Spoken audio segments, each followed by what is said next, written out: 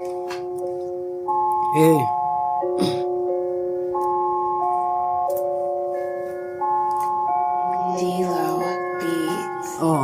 چی بگم دیگه درباره این مملکت وقتی که همه بیکارن و کسی نمیکنه جرأت برای آزادی، برای یه روز خوب، برای آبادی، برای صحبت. هی تو این شهر کسی یار نشد، هر کی رفت این دیار براش کار نبود، پس مهاجرت میشه تنها راه چارمون. بری مجبوری، اگه نری باز میگی باز نرو. لای این جماعت ذهنیت پایین، درس و مکتب برای دخترامون خوابید، جز مهاجرت دیگه چاره نداریم. یه وقتایی دلم میخواد برم ولی میترسم یه روز خوب بیاد ما دیگه نباشیم. ما هستیم بیکار، آخه تا کی ما هستیم بیمار، دکنجی دیوار میگیم باشیم منتظر وعده های بینام. تو این مملکت پیش شد حتی اون که نشده جوان، وضعیت خرابه حالمون خوش نی.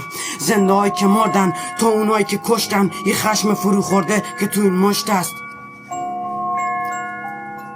عجیب اینه هرچی بیرمتر بگی اینا بیرمتر میشن، هرچی خوبتر بگی بازم بی‌حدتر میرن. اینا همین یکم حرف تو این دفتر میگم، ولی به والله این حرفا رو بدون ترس میگم درباره طالب چی بگم. بازم نصف مردم طالب میکنن، سر مردم ظالمن. خدایا به داد ما برس خیلی عاجلا. میگه اونایی که حرف میزنن خائنن، خدایا فقط تو میتونی باشی مواظبم، مراقبم. من یه مسافرم که اعتراض همیشه تو گوشت واجب است.